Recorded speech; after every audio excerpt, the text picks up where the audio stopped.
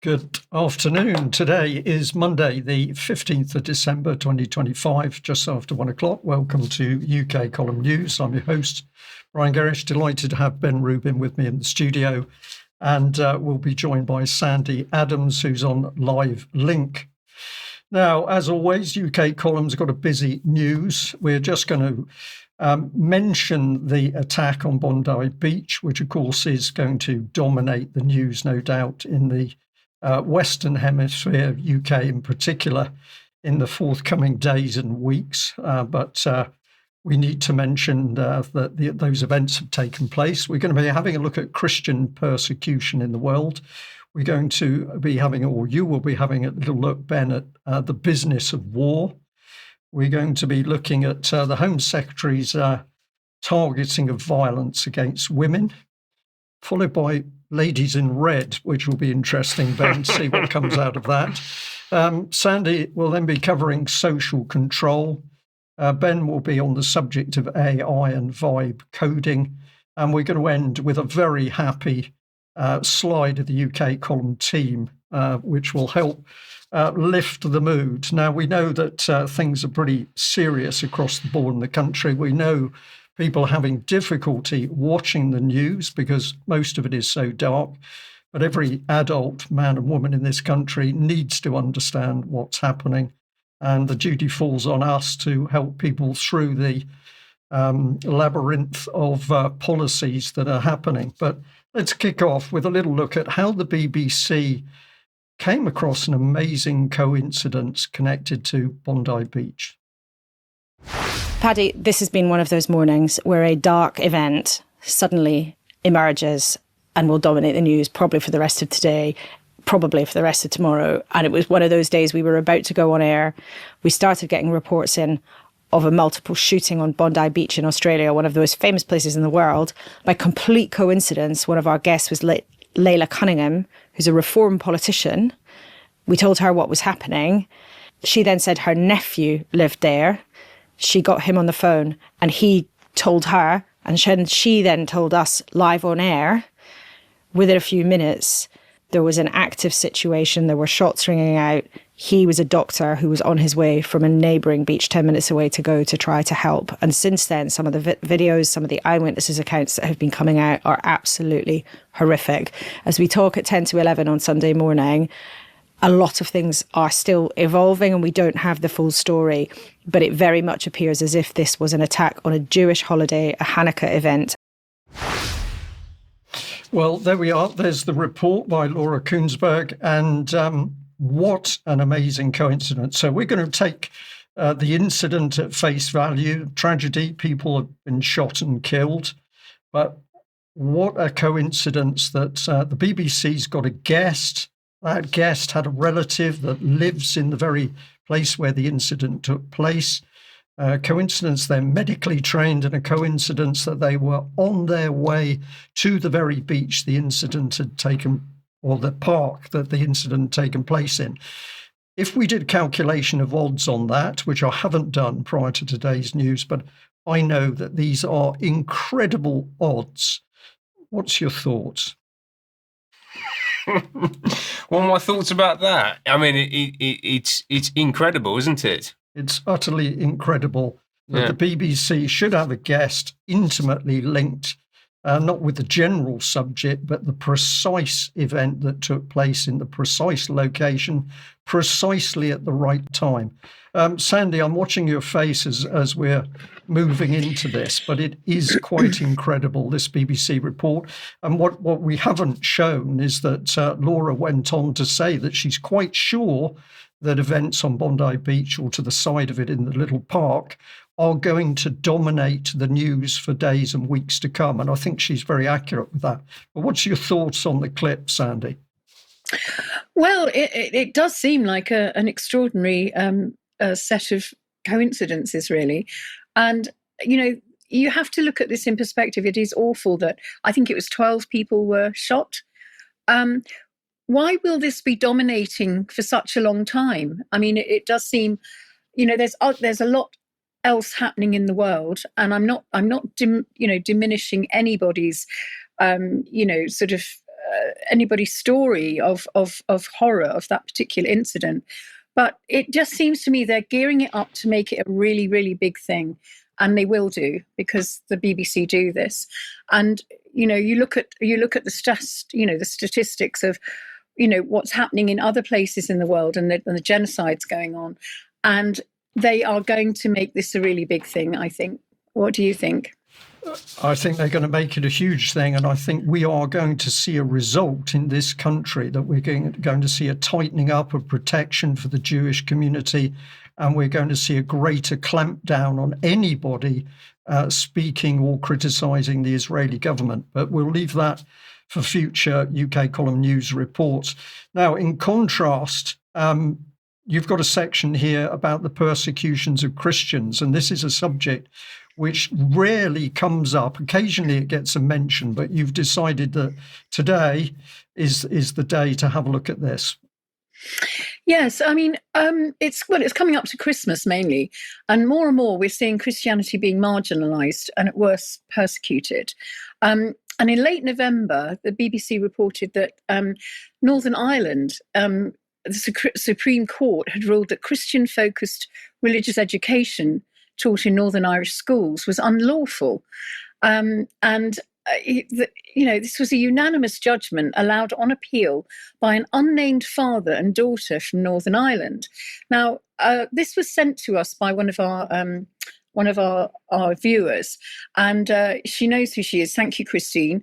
And she's given us a Citizen Go link to so that one can challenge this appeal if you want to, and that is in the show notes if you wish to. I don't know if you have to be in Northern Ireland to do this. I'm not sure, but I doubt it. I would imagine because Northern Ireland is part of us, you'd be allowed to. So I just feel that there is a big thing with Christianity, but worse than that, all over the world, Christians are being persecuted, particularly in Nigeria.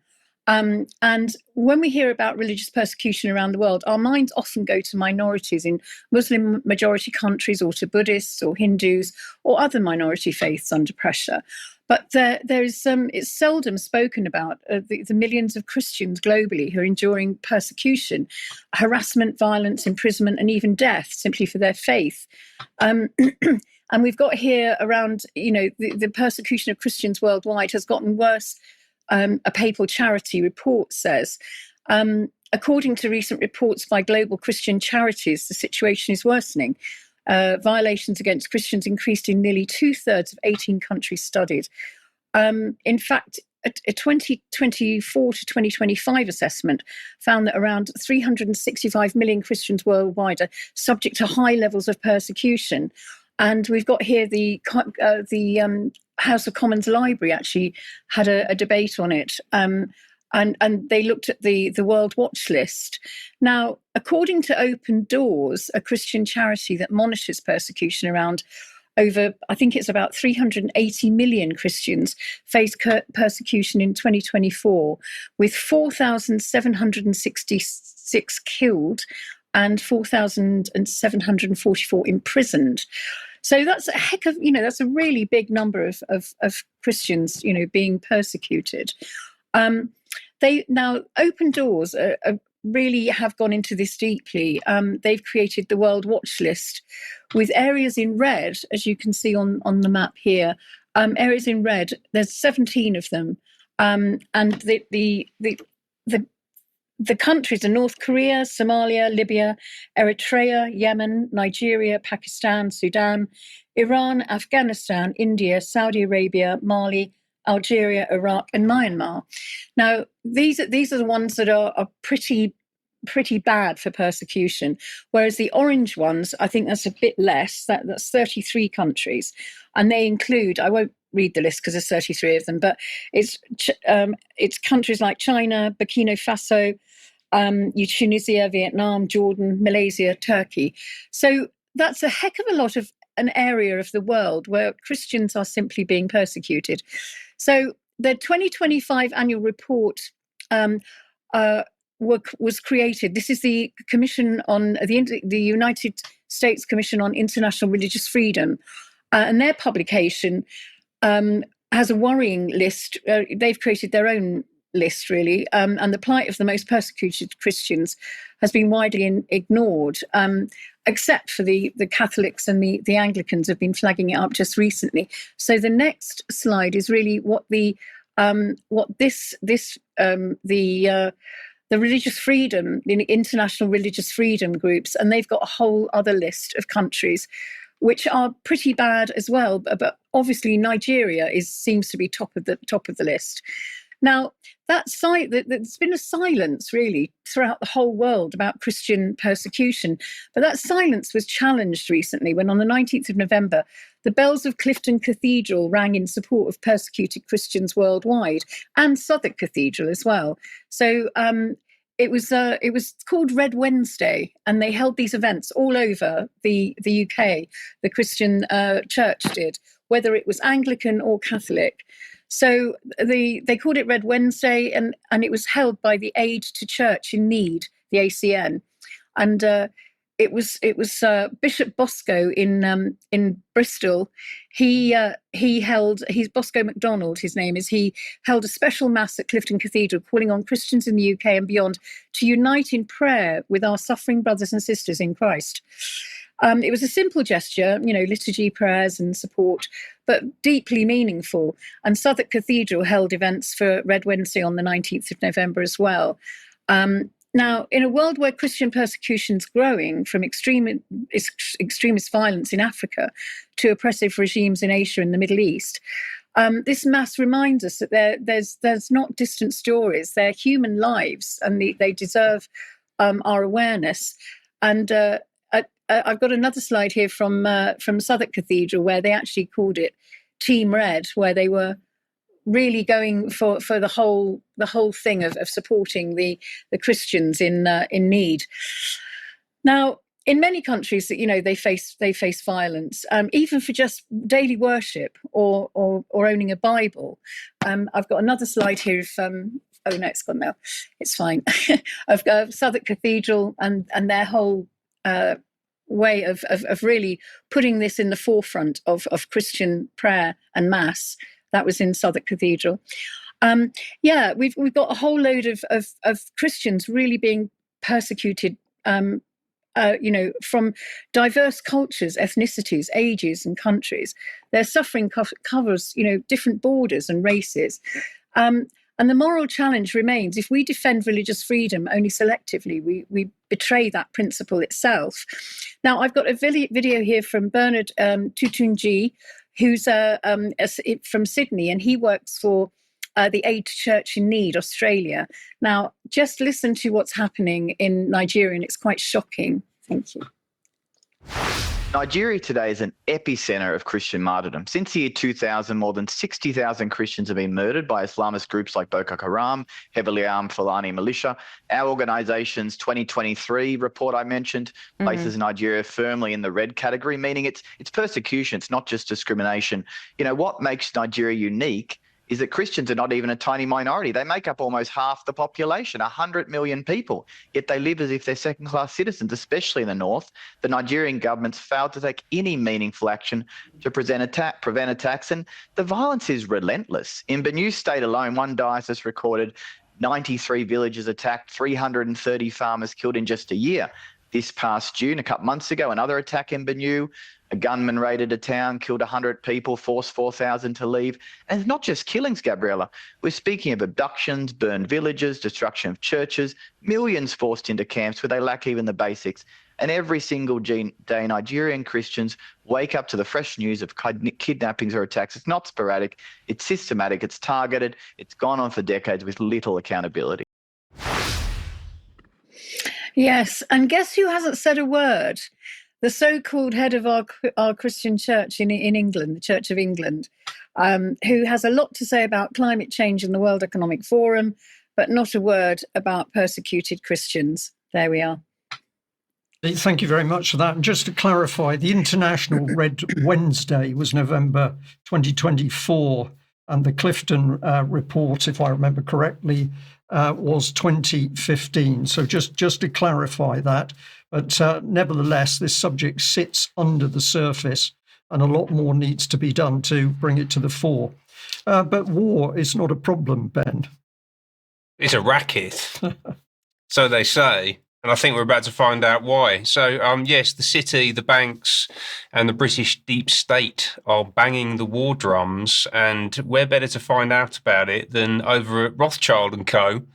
From Mark Sedwill. He says, "We are at war." It's just last week, this event. Just not conventional warfare. Conflict now sits in the grey zone. Yeah, peace is war. Exactly War is, right, yes. So this is echoing the integrated operating concept, this idea that the front line is actually in the barracks now. And the public's the enemy, of course. Exactly, yes. Now, Sedwill, former head of the civil service, we'll come back to him a little bit more later because he's a crucial player in all of this. But if we can just flash that back up, we can see that he is now, and was immediately having left the civil service, the chair of geopolitical advisory at Rothschild & Co. So this is big business in conflict and in enormous racket for international capital. The event was run by the London Defence Conference. It's their investment forum held at the Rothschild & Co offices in the City of London last week. And you can see here one of their senior analysts, Olivier Brachet, chairing a panel discussing the opportunity for investors throughout the capital stack. Opportunity to invest in death. Absolutely, basically. yes. Carnage and death. Exactly. So that's from seed funding all the way through to institutional investment funds, pension funds, all the full spectrum of risk appetite across the capital stack, how they can all invest in and potentially make enormous amounts of money from conflict, ultimately. That's what this is all about. We had various other representatives of the British Civil Service. This chap, Angus Lapsley, the UK permanent representative to NATO, has been buried in Whitehall for 40 years and then gets put into this plum job at NATO. And he's there saying the defence sector in Europe is going to be bigger, change faster, and require more investment for a generation. It's an entire generation of investment, regardless of when and how Russia's war against Ukraine ends. Obviously, he has to present this as Russia's war against Ukraine. And then he goes on, not shown on the screen here, but the quote continues to say there will not be a neat distinction between defence investment and wider needs. Alongside the traditional defence primes, we will need growth, innovation and planning for resilience from a whole range of sectors, including tech, telecommunications, transport, energy, civilian space and health. So the entire economic system and the whole of society is being placed on a war footing by these fellas. These men sitting around conference rooms in the City of London, who most people have never heard of, are certainly unelected and are deeply conflicted, I would say, in terms of their interests. We also had the MP for Plymouth was there. We can bring that back home. We got Luke Pollard, who's the Minister for Defence Readiness and Industry. So he's working out how to put his snout in this trough. We had Lord Robertson, the former NATO Secretary General and the UK Defence Secretary. So these are top tier people. All the old names still there, still in the wings, now coming forward for their share a piece of the cake. Absolutely. Niall Ferguson, who is basically the historian of choice for the Anglo-American establishment. He's a Harvard professor who's involved in the ARC program. He's also a member of the Group of 30, which is the kind of top tier of the central banking cabal, people who coordinate policy across all of the central banks. He's in that group. He's there representing those interests at this event at Rothschild & Co. And then this is all, of course, not just about war, it's about deterring war, you see. So bring Sedwill back on screen. He's chairing a panel discussion about building a modern deter-a-war economy. So the best way to deter a war is to spend billions in building weapons and other infrastructure required to fight armed conflict. I think that sums it up quite nicely, doesn't it? I think we've seen all the key players, what they're up to, what the incentives are, just in that little snapshot from that event last week. But key people coming to the fore now. Yeah. So we've seen the racket and the war, and obviously everybody providing ammunition, munitions, war supplies. The longer the war in Ukraine goes on, the more money that's made under the surface, the assets of Ukraine, the grain, the food supplies, and also the rare earth minerals raped. So this is big profits for the big players. Absolutely. And now they're becoming visible. It was BlackRock in the beginning, and now we're into the banking boys that actually fund organisations. Yes, such as BlackRock. Exactly, and this completely symbiotic relationship between the banks, the City of London, and the British civil service deep state. The remnants of the empire, ultimately, that's what we're talking about here, right? So we actually take a look at Sedwill. He's a perfect example of this civil service into the City of London, grandee type individual who has extraordinary amount of power and influence, but no one has ever heard of unless you watch programs like the UK Column. So who is he? Sedwill. So many years in the civil service. He actually ran the civil service. He was the cabinet secretary for a number of years, left at the end of 2022. He was also, through his career, the national security advisor, the permanent secretary at the Home Office, and also the British ambassador to Afghanistan, had other advisory roles around NATO and other organisations like that. Since leaving, he has picked up a number of extraordinarily influential roles. He was deputy chairman of Lloyd's of London, the insurance market. As we've touched on, he's chairman of Global Geopolitical Advisory at Rothschild & Co. He's also the chairman of the International Institute for Strategic Studies, IISS, which is basically the think tank for the military-industrial complex. So they do all the long-range strategic planning about where wars are going to pick up and where they're going to kick off around the world and what the industry needs to do in order to capitalise on that. Ultimately, it's what they're up to. And he's also been to the Bilderberg meetings at least once. It was in 2022 while he was still running Cabinet Office, where he was still running the UK Civil Service, right? And so you can just see here this collection of influences and connections coalescing around Sedwill, and as an extension of Sedwill, the Lords and the top tier of the British establishment into international capital and the military-industrial complex, and how this whole thing is put together, basically. We'll put links to all of these organisations and some profiles of Sedwill and what have you. You should go and have a proper read through what these organisations are up to. And I'll provide other links to these two videos. First one is this one, which is a discussion that he had in his capacity at Lloyd's with Baroness Patricia Scotland while she was Secretary General of the Commonwealth. This is really revealing, actually. She describes the Commonwealth as a petri dish that you can grow almost anything in. You come up with solutions that work not just for the Commonwealth, but for everybody. And actually, the Commonwealth, what she's essentially revealing there is that the Commonwealth is one of the main mechanisms through which Britain, or the remnants of the British Empire, continues to exert geopolitical power into the UN and other bodies through the Commonwealth. Essentially, it's a way of kind of reputation washing the British establishment and saying, oh no, we did it with the Commonwealth. And of course, we got King Charles is especially interested in the power of the Commonwealth through the power of the growing population of young people in the Commonwealth. So yes, the Commonwealth almost seen as a parallel vehicle to the power of the European Union, but obviously controlled by Britain. Yes, exactly. And then a final one, which you should certainly go and have a look at, is this, which is Sedwill's Oxford Union speech from October 2020, where he basically stands up. This is right in the middle of all the lockdowns that he was responsible for overseeing, or part of the team, and basically says what we know by 2050. And then he just lists out all of the biggest things that are definitely going to happen, according to him. So it's going to be about climate change, what he calls volatility, and that might involve the UK getting colder, not necessarily warmer as well, quite interestingly. He talks about demographic shifts in every part of the world. We're going to have ageing populations. The UK is going to have the largest population in Europe, apparently, bigger than Germany by 2050. Like, how we're going to be able to feed ourselves, I don't know. We're going to see significant migration flows from north from sub-Saharan Africa. He talks about the fourth industrial revolution, the inevitable destruction of white-collar jobs, and then also this idea that competition and conflict are going to become multi-domain. So health, democracy, cyber, information warfare are all going to be part of this new conflict environment. And what he doesn't say, but I guess is, hidden in the background, is the fact that Rothschild & Co. and people like that are going to making an absolute packet off the back of the mayhem and the chaos. Exactly. Ben, thank you very much. Really important segment, because this is talking about where real policy comes from. This is the rules-based international order at work. This is where the policy is coming that then filters through UK government. So the illusion of democracy and laws and proper governance of the country coming through Parliament is clearly a nonsense now in 2025. And your description is setting the scene for where policy is coming.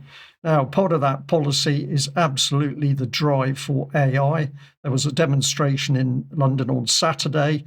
Not a huge demonstration, I understand, but Will Coleshill was there to report for UK Column. So let's have a look at what he had to say.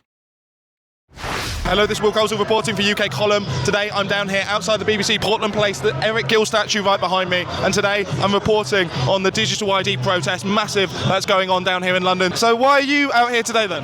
I'm out here today because I believe in fighting for our liberty and our democracy, and I think that digital ID is completely against that, and it curbs our rights and our freedoms. Came to all the things before with the vaccines and what have you, but just the digital ID and the control network that's closing over our grandchildren's future. Just watching the way things are going.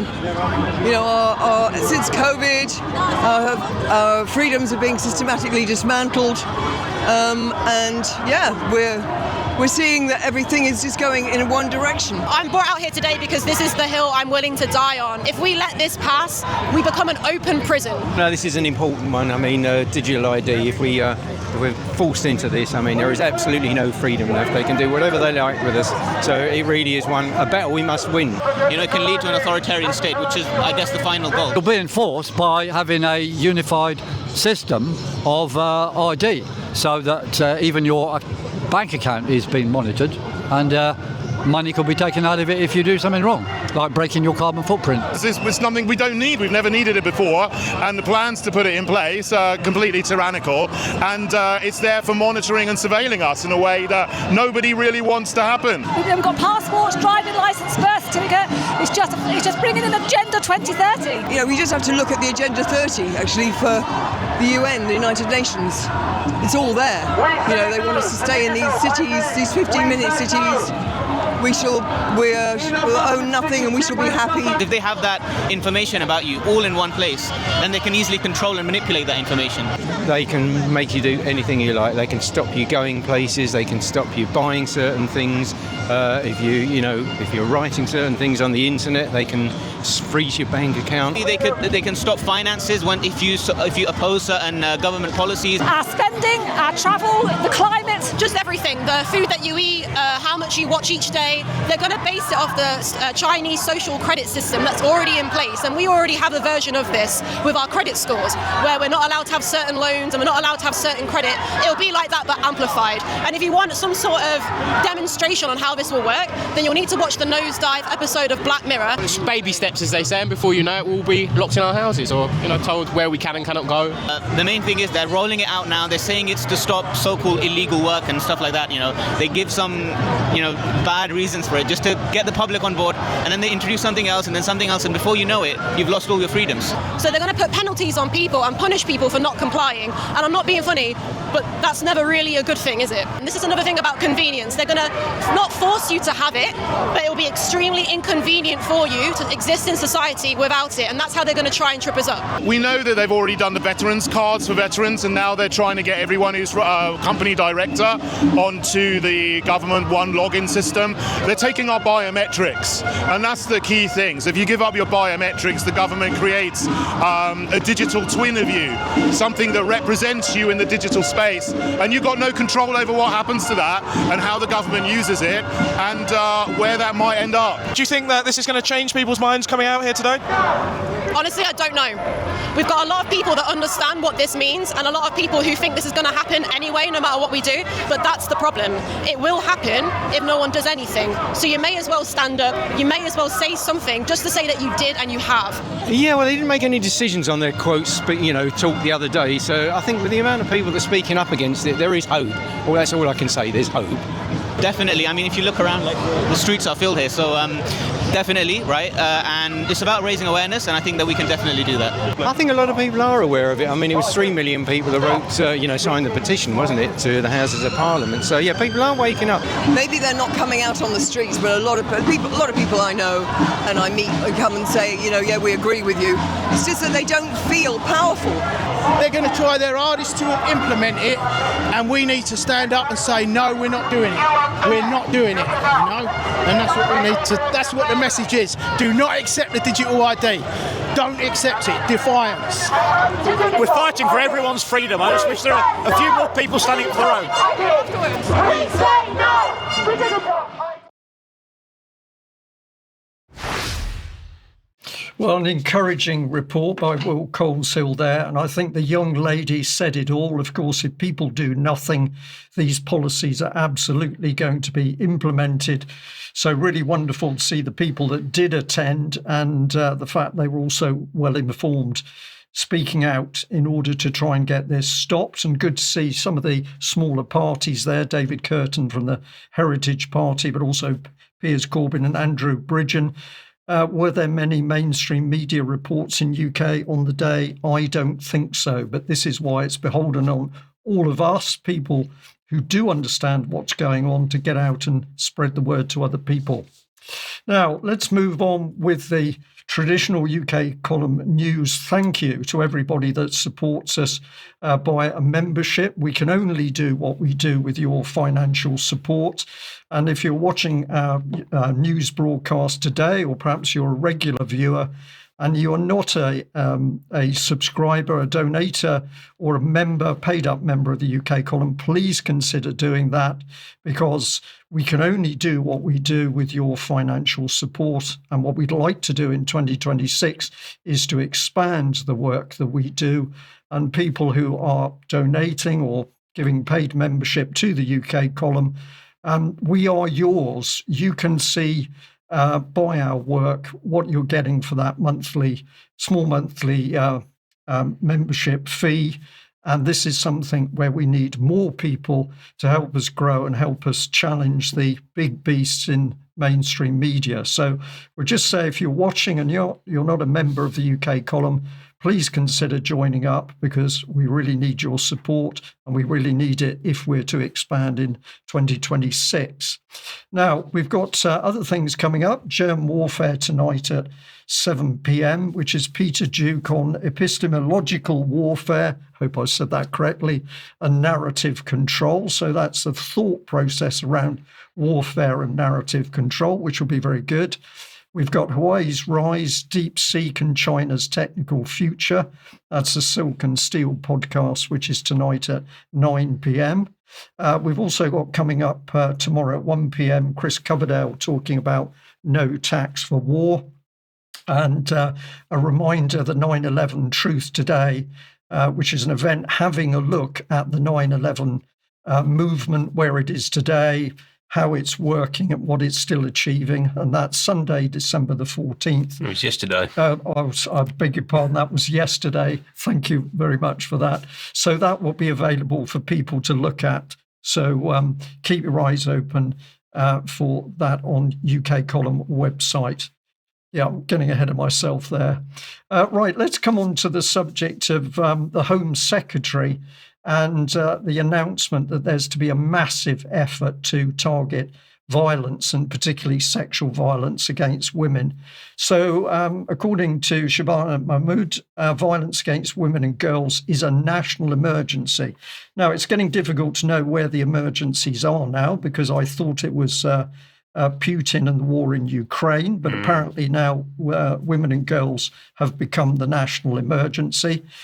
She went on to say that we, the government, have got a plan to set up specialist rape and sexual offence investigation teams in every police force in England and Wales by 2029. Now, my comment on this is that, of course, sexual offences against women shouldn't be taking place, but it's very interesting that the government can set up teams to tackle this issue, but consistently they've failed to set up effective teams to tackle the horrific and widespread abuse of children. So I have to be a bit cynical here, because it seems to me that the real real serious crime, that against children who are unable to defend themselves at all, the government doesn't want to get to grips with, but suddenly they've moved on to this area of the women. So if we add a little bit more, apparently the plan is to halve the violence against women and girls within a decade. Now, I'm going to take a little bit of a different look at this because the circumstances that we live in today, the violence against women, what does this actually mean? Where's it come from? What is it being generated by? I think we need to have a wider and a deeper look. We can only do part of that in the news. But if we go into some of the statistics, of course, something we should flag up straight away is that as a result of violence, who gets hurt most by violence? Well, in fact, that's men, if we can pop this one up on screen. So men are more at risk of violence, but women are more at risk of sexual violence. And this is a key thing. So they're going for the sexual violence, but the government is not interested about the greater risk of general violence to men, which is interesting. Then the BBC really gets into the weeds here because it gives us a headline saying that in this policy, which is about sexual violence against women, boys are to be targeted. And essentially, the plan, which is VAWG, Violence Against Women and Girls, the strategy is going to be built around 3 goals: preventing the radicalisation of young men, stopping abusers, and supporting victims. And I'm going to flag up straight away, we know what's going to happen here, which is that young boys are going to be absolutely targeted, to be reframed that they daren't go near girls. And of course, where does that lead? That is going to lead into further breakdown in later life, when as adults they should be forming relationships with girls. But let's take a little look about the female side itself. And I think, yes, this could be a bit controversial to some members of our audience, but I think we need to dig into this area, as some people would say. And this is one of the killer headlines. So it's the Manchester Evening News. And the headline is "Beautiful Ladies Losing Control in Manchester. Viral nightlife video trends disturbing new turn." So what is this article about? Well, there's an embedded video. This is just a screenshot of the opening frame of that video. But what I wanted to highlight to people is it says vulnerable women filmed on a night out in Manchester. Vulnerable women filmed in a night out in Manchester. So let's just play a little bit of video. I'm going to talk over this as it plays, and let's just have a look at the video itself. And I'll just say to Chris, the video we should be playing is the next one. So the embedded one I can see on screen. I'm not sure that is going to be the right video. So let's see. What you should see is a street scene. I'll just wait and see whether we can key that video up. This is it. So let's play this, and it'll become apparent to the audience what's actually going on here. So if we bring that on. So this is what late night looks like with these vulnerable young ladies on the streets. And I think we could start to ask some questions about what exactly these young ladies are doing, why they feel the need to be dressed like this, sat in the gutter because they're too drunk to stand up. This is just a tiny snapshot of what's going on in UK cities. And of course, the police have to deal with the fallout of this. But these are women who are being described as vulnerable. And I think it's reasonable to say to the audience, are we looking at vulnerable young ladies, or are we looking at misguided young ladies in not only where they are, how much they've had to drink, but also how they're dressed? Now, let's see how the Chief Inspector, Stephen Wiggins of Greater Manchester Police, let's see how he commented on the fact these videos have been taken. And what takes place is that they are concerned about the fact that a male was on the street taking video of young ladies in this condition. So as far as the police are concerned, the focus is simply on the people who took the video. And Stephen Wiggins says, we're aware that concern over a number of online accounts filming women on nights out has been raised on social media. We take the safety of women and girls incredibly seriously, including within the city centre's nightlife, and would encourage anyone who believes that they or others are being stalked, harassed, upskirted, or filmed in a manner which is causing them alarm or distress to please speak to our officers on the ground or report via our 999 or 101 services.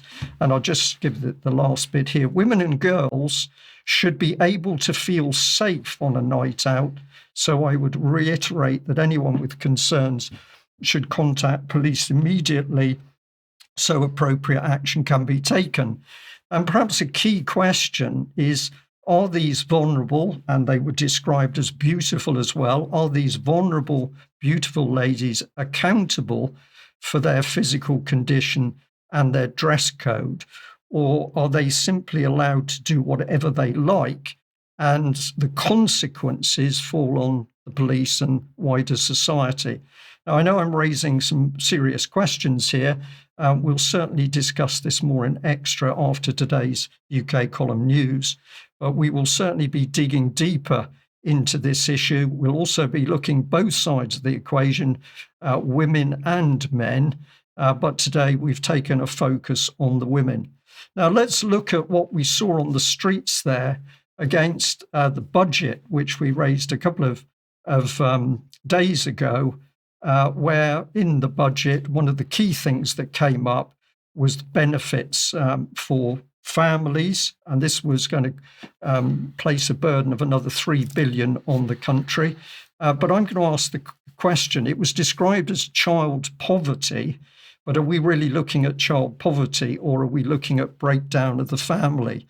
Now, if we get into some of the statistics, and I've deliberately used AI to assist me here, because as our regular news viewers will know, we are looking at the accuracy of AI, and we're also pointing out its weaknesses. But here we had to go to an AI system because statistics can be quite difficult to find without a little bit of help. And the key part that came out was that we don't know how many mums are on benefits overall. But when we got deeper in, then we do get some statistics. So the key thing is roughly 1.2 to 1.4 million single mother households are on benefits. And if we get into more of the detail, there are 3.2 million lone parents. There are 2.7 million single mothers. And here, out of those single mothers, 1.1 to 1.35 million are never married. Now, why is this significant? Because if we label this, of course, with a single mother, there's no fathers as role models for the boys, yet we can see the BBC is indicating that the country, the system is absolutely going to target boys because they're deemed as the problem with the violence against the women. So we've got a number of things going on, but we can be sure that the BBC is not going to dig deeper into this very critical these social problems. Now, the other thing I'm just going to flag up, and again, I know this is going to be quite emotive to some, probably some ladies in the audience, but when you look at statistics for partnerships of women 25 to 34, and I've taken this report here, which is a combination of universities, it says that at least 30% of the women had at least 10 sexual partners. If we go on to other studies here, and this is YouGov 2023, it's saying that the average woman in their study had 3 lifetime partners. But let's put a label across this, and we can apply it to both men and women. Is there a connection between promiscuity, partners, and the number of partners, beg your pardon, and the failing stability of partnerships and marriage? And of course, the inference from the Home Office is that a large percentage of the violent and sexual incidents against women is happening within the home. So for the UK column team, at least, it seems worthwhile. We should be looking at the whole problem as to what's happening here and not just following the Home Office's blanket concern that violence against women is come out of nowhere, women not accountable in any way for what's actually happening on the streets. A lot to discuss, and we'll have a look at this a little bit more in extra time. Now, Ben, by pure coincidence, your next topic was Lady in Red. And ladies in red, yes, absolutely. For there are many of them, and they're not vulnerable, which I think these are the exact other end of the spectrum, because these are immensely wealthy and very powerful women. They are indeed, yes. Well, we're not going to start with them. We're going to start with this fella. This is Andrew Bailey, and most people will know, I guess, certainly if you're watching this, that he's the governor of the Bank of England, but he's also a member of the Fabian Society. He was the chair of the Fabian Society at Cambridge when he studied there. Also a member of the G30, the group of 30 who I mentioned earlier, who were the group of central bankers set up by the Rockefeller family in the late 1970s to help align and coordinate global financial policy. And he's also the chairman of the Financial Stability Board, the FSB, which is just another one of these global entities that is there to harmonise and align the policies of the central banks around the world and basically dictate terms to international governments and the global population, because the central banks are the absolute focal point for the control mechanisms that are being brought through things like the central bank digital currency, CBDC. And this is completely 100% totally aligned to the Fabian agenda. If we can get that back on screen quickly, let's just reinforce this point, because people seem to think, certainly on the left-hand side, as they would define it, of the political equation, that Fabian socialism, or even just socialism generally, is some kind of counter to the banks and the city and international capital. But that's not the case at all. So government policy, Fabian policy, is central bank policy. There's absolutely nothing between them at all. And the Fabians have been right at the forefront of progressing this socialist agenda in the UK since 1884. And they've published many pamphlets on this. This one has caught my attention over the past few weeks, came out in 2023, which talks to this exact issue, right? It's called In Tandem. We'll provide a link to it. You can go and have a look. And in this, they argue for the creation of an Economic Policy Coordination Committee, or EPCC, comprising the UK Treasury and Business Department, the devolved governments, the Bank of England, and then our various infrastructure banks, national investment banks, what have you, and the climate change committees in there as well.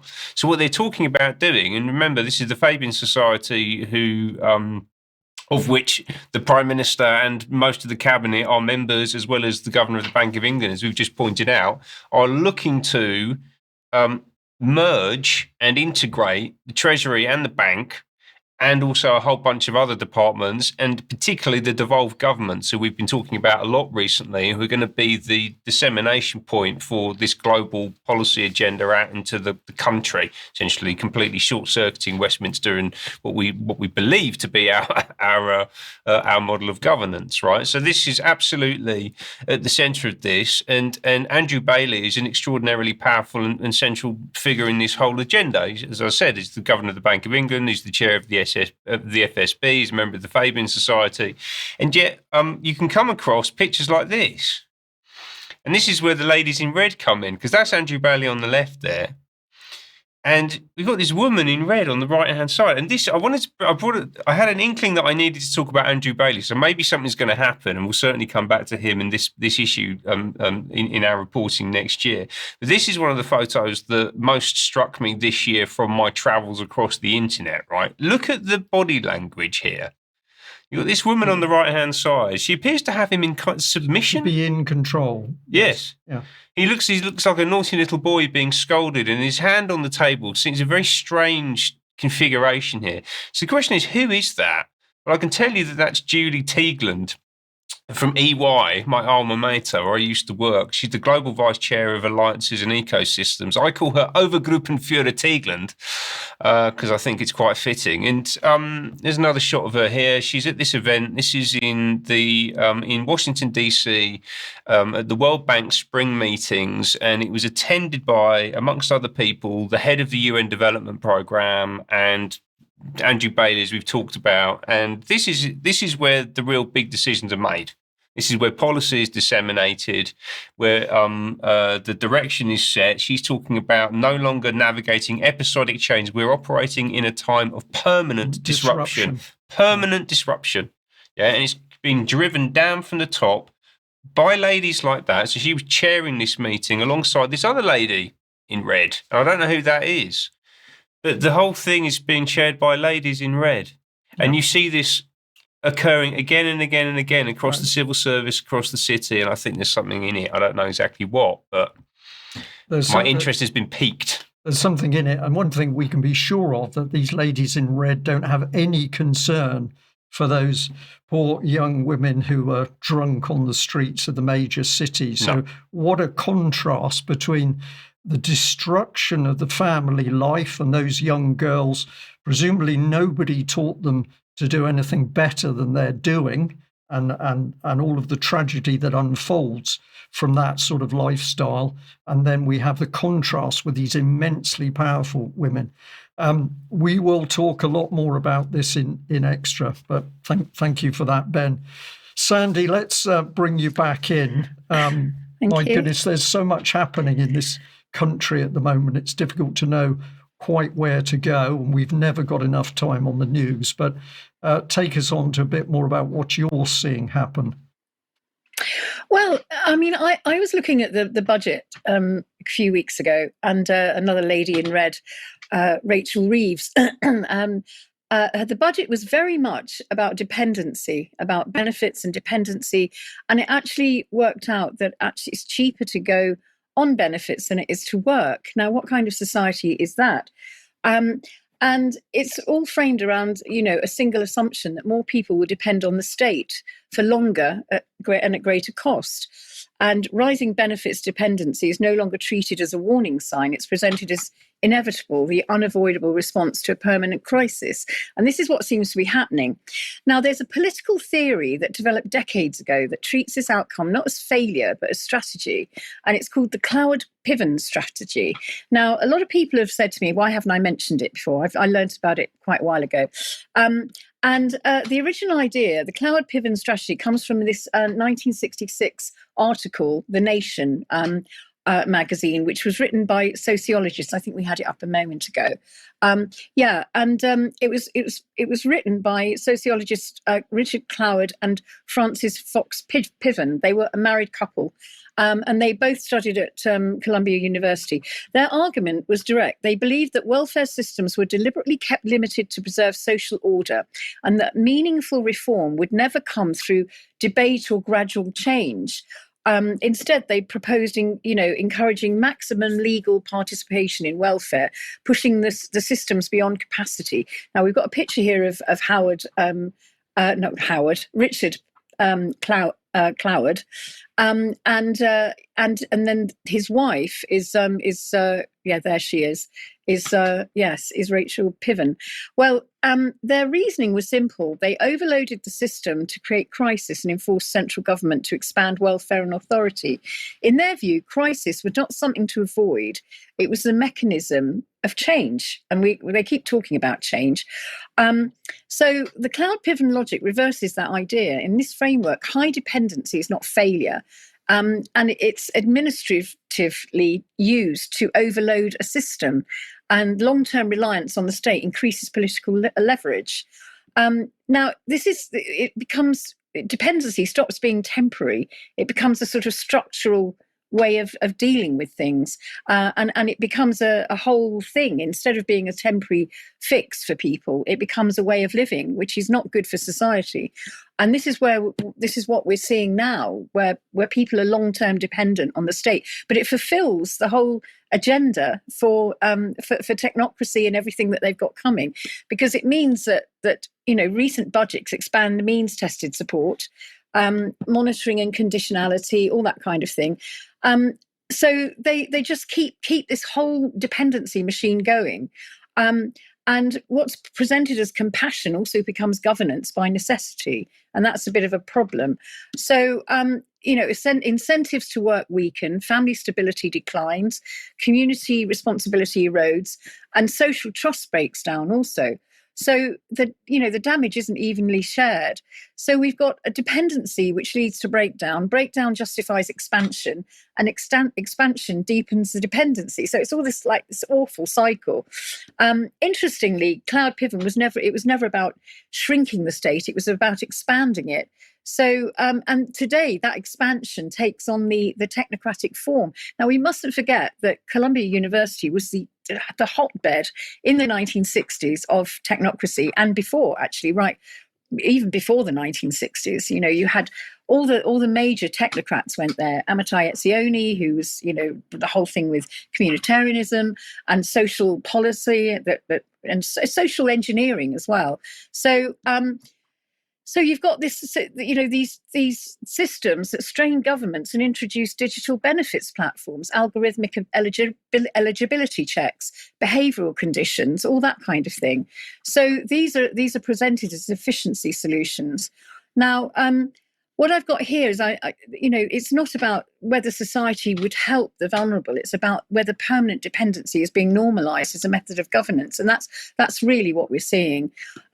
So I've got a video here, really, and it's from Back to Front in 2020, and it just shows you how dependency has eroded society in America, in certain areas of America, particularly poor Black areas.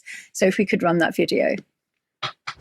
You see the new left, and almost specifically one of the professors in this building, Frances Fox Piven and Richard Cloward, in their book, Regulating the Poor, and in their movement, as almost prime movers in this disintegration of the Black community in one sense, and the rise of this feeling or this paradigm of therapeutic alienation. Frances Fox Piven and Richard Cloward created so much Black pain, and it's really a shame how little this is known. It's very simple. The idea that there could be a kind of welfare policy where generation after generation stayed on it, nobody cared whether the people got a job, and you were paid for having kids, didn't exist until the late 60s. A lot of people seem, understandably, to think that that's the way welfare always was. It was that way for a good 30 years. That only started then. There's a reason why when you read a novel about the Black poor in say, the 1930s or 40s, that welfare is generally mentioned once or twice. It was hard to get on, it barely paid you enough to eat, and social workers were always trying to get you off it. And this counted for whites as well as Blacks. So we're not talking about welfare as a racial issue in the 30s or 40s. But starting in the late 60s, welfare was expanded by those Columbia social workers. Their idea was benevolent. They were trying to create a guaranteed income, but that didn't happen. And it left Black communities where it was possible to spend your life, if you were a woman, living on welfare, and to spend your life making children you didn't have to take care of if you were a man. You couldn't do that in 1958 because the government wasn't going to take care of the kids. So the issue is not that Black people were somehow evil to go on the welfare. If it was offered, of course, about every third person took it. That's human nature. But if that welfare hadn't existed, the Black community today would be much more coherent than it was. There's no such thing as whole communities where having a father was strange until welfare was changed that way. It was one of the most important aspects of Black history, what those people did to welfare legislation, although it should also be said that it was spearheaded by George Wiley, who was Black. But still, it was a grievous wrong. And the people involved in that, even today, the ones who are alive, have blood on their hands, and they had a more profound effect on the Black community across this country than factories moving away or anybody using the word nigger or any of the other things that we're trained to think more about. So, once a society is governed by dependency and emergency, independence itself starts to look like a bit of a problem. Back to you. Sandi, we'll keep the little bit on assisted dying for extra. Yeah. It does dovetail into the report that you've just made, but We're looking at the clock a little bit, so we'll keep that for UK Column News Extra. Are we on track with the vibes, Ben, is the key question. Well, I'm hoping you can help me out with that, actually, Brian. Vibe coding. Go on, what is it? What do you reckon? I think it's the use of artificial... Because you can read the next slide coming up. You're cheating. At least we've got a proper studio here with things queued up, so I'm pretty confident I know what Okay, so this is the use of artificial intelligence prompted by natural language to assist with the writing of computer code, and it is the word of the year, 2025. Isn't that exciting? Where AI meets authenticity as society shifts. It's nothing. It's not social engineering, Brian. It's definitely not what it is. Tired of wrestling with syntax? Just go with the vibes. That's the essence of vibe coding. Collins' Word of the Year 2025, a term that captures something fundamental about our evolving relationship with technology, coined by this guy, Andrei Karpathy, who's an AI pioneer apparently and part of the OpenAI original team. There's a new kind of coding I call vibe coding. This is the original tweet from February this year, where you fully give into the vibes, embrace exponentials, and forget that the code even exists. It's possible because the LLMs are getting too good. I feel like you might be vibe coding soon, Brian. You've been using ChatGPT quite a lot, I've noticed. Do you think you're going to vibe code over Christmas? I'm pretty confident I won't be. Oh. I'm pretty pleased to tell you that. But yes, ChatGPT was in my mind as you're talking about this, because UK Column Viewer sent in some challenges they had made to ChatGPT, where they'd quickly got another admission of bias in the system. And I'll try and bring that onto UK Column News possibly at the end of the week. We'll see. But thank you very much to the viewer who sent that in. Yes, I think there's nothing but bias in those systems. So they're really pushing this. They're trying to make it a cultural phenomenon. There was this thing that came out as well a few months ago, The Way of Code, the timeless art of vibe coding, made by Uncle Rick Rubin, and includes such gems as the vibe coder builds without laboring, which is basically the big lie of all this technology. But you won't have to do anything. You don't have to learn anything. You just speak to the machine and it will do everything that you need to do. And it's all part of this drive towards merging humanity with technology and artificial intelligence in particular. And I just think that they're on a hiding to nothing, unfortunately, because it's a bit like this. You try and mix oil and water. Yeah. So this is the vibe coding. That's the vibe coding. They're trying to shake it up and to make the things merge, but actually they separate. Yeah. Because they're fundamentally different. And of course, destroying language destroys the whole ability of humans to not only communicate, but properly interface with each other. So let us end with a positive note. Yes, this is a fun shot from the road trip to York, Brian, Sandi and me, that I came across, and I thought that was a good day. It was a great weekend. It was a good day. Yes, what we're really a highlight. What we're really saying to our audience is, although we have to deal with a huge amount of what can often be very dark, very stressful news, the key to dealing with it is to ensure that you stay happy and sane and upbeat. And we'd like to reassure the audience that although we do appear very often serious in the way we report what's happening around us and worldwide, we still keep this baseline of keeping ourselves fit, healthy and happy in order to deal with it. So we'd encourage the audience to do the same.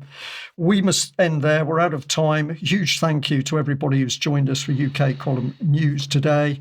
Just a little reminder again, if you're not already a paid up member, please join us. We need your support and we want to grow. Plus, we've got to face the challenges of censorship.